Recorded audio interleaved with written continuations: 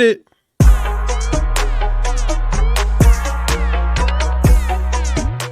And welcome back to the 10th Man on the Bench podcast. I'm your host, Willis Love.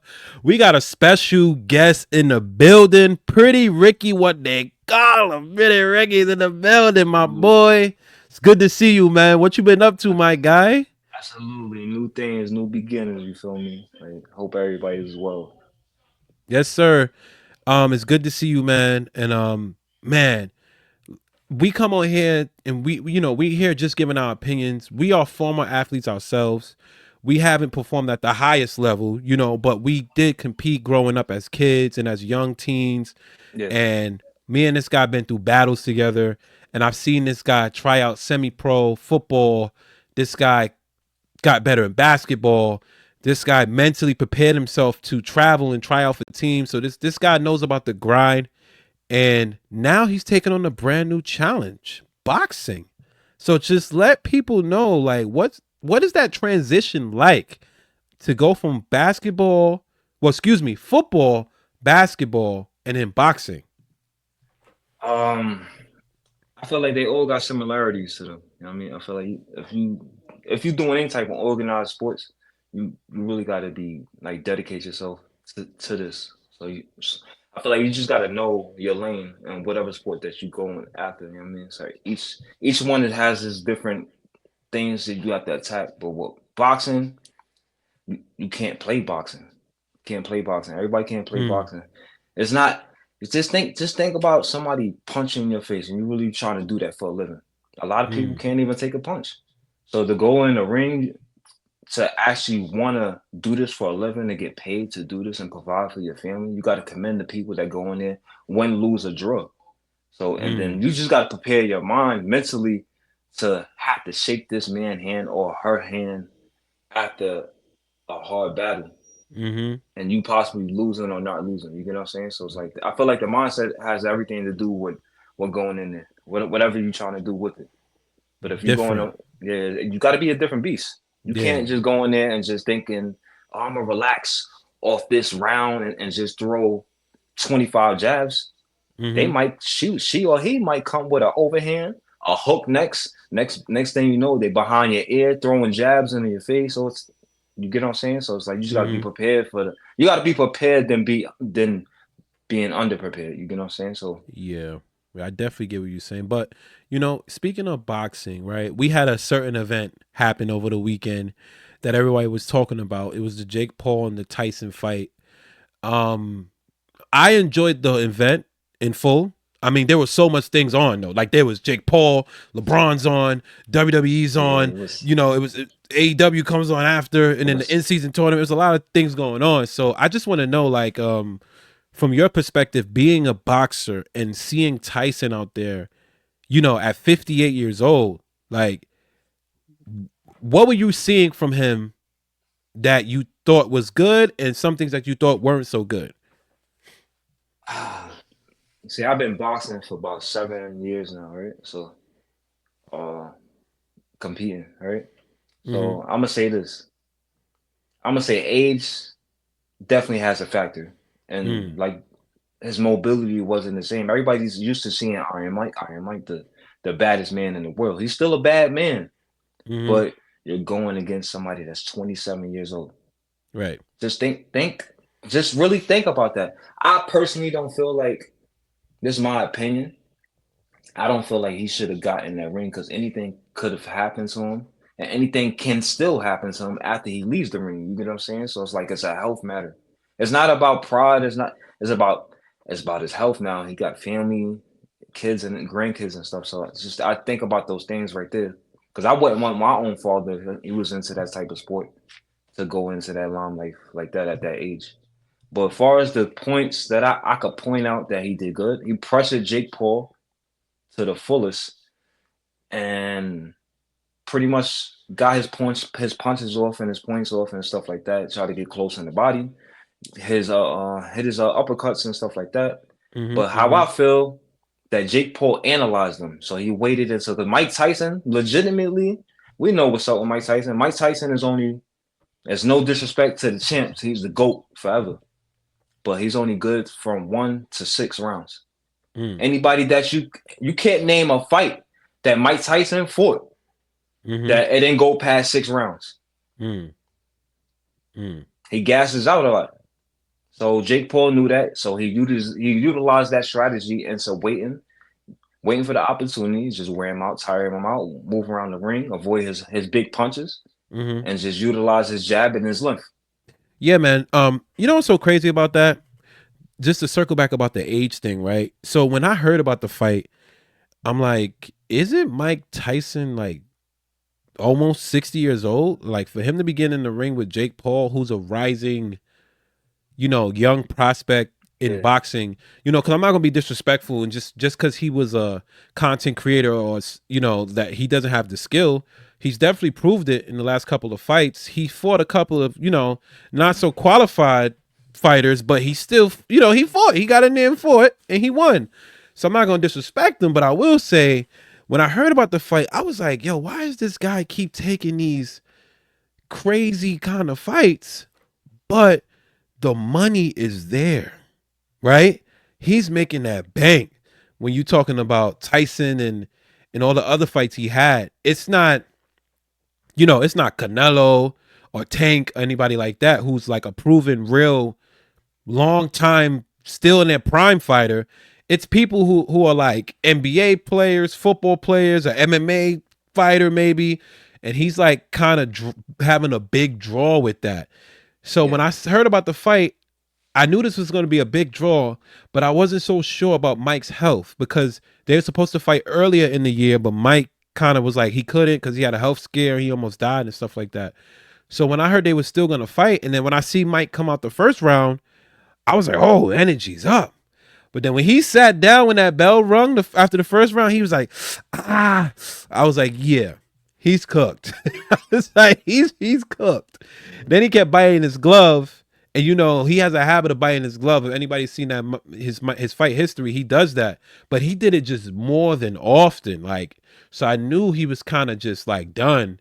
So for you, like seeing Mike Tyson like that, how did you feel seeing him like that?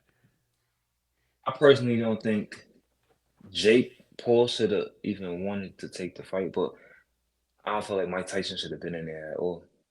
Like, cause not forget the legacy part, but this really legitimately, and people might hate me for saying this, but I must speak my mind on it. This made Jake Paul's career. The fact that he could say like I've actually fought a boxer. Everybody that he fought, he brings them out of retirement or for some type of line of sport, whatever sport they from, and he fights them. I Mm-hmm. I haven't seen yet where he fought an elite boxer, Mm-hmm. where in Yep. this age group. So until that does happen, he's still a YouTuber to me. Mm. He's not Mm. considered. I don't care. You could fight a bunch of 60-year-olds that's used to fight. You talking about Mike Tyson hasn't fought in over 25, 30 plus years, right? To Mm-hmm. bring him out of retirement to have him fight is ridiculous. That's ridiculous Mm-hmm. for a dollar. You know what I'm saying? But he Yeah. has yet to call out anybody in his age group, his weight class, and that's Mm-hmm. at the high peak of their fighting skills. I haven't Yeah. seen that yet. So until Yeah. he does that, he's still a YouTuber with me. No disrespect, man. Respect is respect. Everybody that I seen come up earned that spotlight. I never Mm-hmm. seen Roy Jones Jr. ducking any fights when he was True. around. True. So Yep. True. Mayweather wasn't ducking no smoke, Mm-hmm. and they earned they spotlight. Mm-hmm. So that's just my opinion on it. But to each his own. But all glory to him for winning though the fight and everything. I wish him the best in his career though, moving forward. Right. I just want to see him honestly fight a legit fighter. Like I just want to see him fight a real boxer. Like that's it. And I'm not saying these guys are not real boxers, but I'm talking about somebody who's currently fighting in their prime. That they got a couple of belts under their record. Like not some former basketball player who wants to just box for money. I'm talking about a real legit, like this guy's been boxing last year and he's been getting bodies. So I agree with you as far as the way you look at him, and I understand because you're a fighter, right? You're like, this guy's a Yeah. YouTuber. So I definitely get your point of view. Now, has he been winning? Yes, he has been cooking. He's been cooking. I give him that. He's been cooking. But Has he been fighting real fighters? Not really. So speaking on real fighters, actually, this was a controversial moment in the whole special. We had Katie Taylor and Amanda Serrano, which was the best fight of the night. The best fight of the night. But Katie Taylor took home the win. And Amanda Serrano had her in punch percentage, landed, and punches thrown. So I just want to know, like, what did you think of that decision? And was this highway robbery? Like, Rick, was this highway robbery, bro? Let me know, bro. Let me know what's going on, bro. Man, we gonna keep it all the way a stack. That was definitely robbery. She Mm-hmm. was definitely landing. She was landing punches from the first round Mm-hmm. to the end, from the first to the end. You get what I'm Yeah. saying? So like, everything was landing. Her percentages was up. Everything was up. They was pointed, yo, and it's crazy. The headbutt was on purpose to blind her vision. They knew everything is politics in boxing, so we're not even gonna try to like charade that like it's not there. Mm-hmm. They wanted the other person to win because of the fact of people invested in money in certain areas. Mm-hmm. That's just what it is though. Like, but they definitely robbed her. She Yep. landed way more punches, way more punches. Mm-hmm. She threw just within the first round. They said she threw 35 more punches than Amanda. Mm-hmm. So You mean Katie, then Katie, Katie. sorry, Yeah, yeah, correction. yeah, Sorry yeah, about yeah. that, Miss Yeah, Katie. no, that's good. Yeah. Yeah, man. I'm watching this in my house and I'm just seeing her keep moving forward. She's ducking, bang, headbutt. I'm like, all right, southpaw and unorthodox, that happens. That their styles that happens. Then it happens again, bang. I'm like, all right, this is getting a little like. Then she does it again, busts her open, boom. Then, all right, she sees the little cut over her eye. Now she's going after the cut. Then she headbutts her again. I'm like, listen, this is getting out of control. And then the ref, he waited to like round 6 to be like, hey, be careful with those headbutts. Like I was like, yo, like this is like 6 rounds in. You talk about, hey, be careful with those headbutts. Then he took away a point at like round 8. I'm like, listen, this is the best fight of the night, but it shouldn't be ruined by dirty fighting tactics, bro. They could have fought that straight up, bro, because that was a good fight. That was the best fight of the night. Yeah, it was. It was. It definitely was, man. But boxing is known for being one of the most dirtiest sports in the world. Mm-hmm. That's just what it is. Like, it's been like it's going to continue. It's going to continue like to keep that trade up as long as people don't change it. So Mm-hmm. unless people willing to speak up and actually fight for that to be changed in the sport of boxing, it's going to continue to be the same way, male or woman. Doesn't matter. Mm. It's politics, everything involved in it. So you just got to know. Pretty much, you got to knock the person out. Yeah. And them type of fights, you talking about you fighting for belts. Mm-hmm. You got to knock the person out. You can't just win off an anonymous decision. Ain't Yeah. no TKOs. You got to KO. Yes, Mm-hmm. KO. You got to go.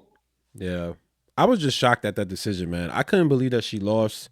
And I felt bad because, I felt like she came out with a vengeance because she lost the first time to her. So I felt like she came out to avenge that loss, but then she had her beat on everything and she still lost. That's crazy to me. Crazy. Yeah, because the last time she fought, where she fought? She fought at Madison Square Garden last time. Right. Yeah, Yeah, exactly. and they juked her for that one too. Mm-hmm. Crazy. Crazy, man. Well, hopefully now they talking about a part 3. And then at the end, the guy was like, we'll do a part 3 if she doesn't do this, she doesn't do that, all those headbutts. They were saying all that stuff. Yeah, yeah. I want to see it. I'm down for a part 3. Listen, Yeah, part that's 2 a was on the money. I'm it down for part was. 3. I buy But I buy that. Mm-hmm. I was about to say I want to go in person. That's in them tickets. Yeah. Yeah. I Yes, mean, yes. if it's That's doable, worth I'll it. go and break. It's Yeah. Hell yeah, yeah. I'm Hell absolutely. yeah. Yeah, man. So yeah, man. Before we get out of here and wrap this conversation up, because today's episode was just short. We just wanted to give a review on the Netflix special, man. Um, Rick, man, just let the people know what you got going on, man. Like if you got any fights coming up, if you doing anything content wise or whatever, just let people know what you got going on, man. This is your Yeah, time. appreciate it, brother. You know what I mean? Like, well, I'm gonna be fighting again come March. So I was out for a while due to some accidents I had dealing with some injuries. Well, I'm making a comeback, a full comeback. I had a little motorcycle accident. It's going on 2 years now. So I'm recovered fully now. So I got the green light to actually go back to fighting. I've been training hard for these last 5.5 weeks now. So yeah, we gonna see what it do and take it from there. You know what I mean, so I'm set to have a rematch from the last fight that I actually lost. So I'm looking forward to it, man. Yeah, man. We all looking forward to it and we all rooting for you, man. And I just want to give you your flowers right now, man. On the show. We don't give people their props enough. I just want to let you know, man, that we love you here on the show and thank you for everything that you've done for me and for everybody that we know. And Yeah, wishing you the best. I'm going to be rooting for you and I will be there at your fights.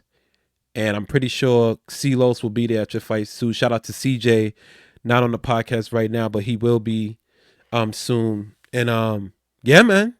yeah. 10th Shout man on the out, I bench. mean, shout out to my bros, man, for real. Shout out to CJ. Shout out to the Willis Love family and everybody. Hmm. Hope everybody's well. I appreciate the support. Y'all go support this man for everything that he's done and still doing for the community too as well. He's uplifting people, helping people all over. So good dude, man. And I'm not just saying that just because he's my boy, but much love, bro. Yes, sir. Thank y'all for tuning in for the 10th man on the bench podcast. We up out of here. Pretty Ricky, what they call him.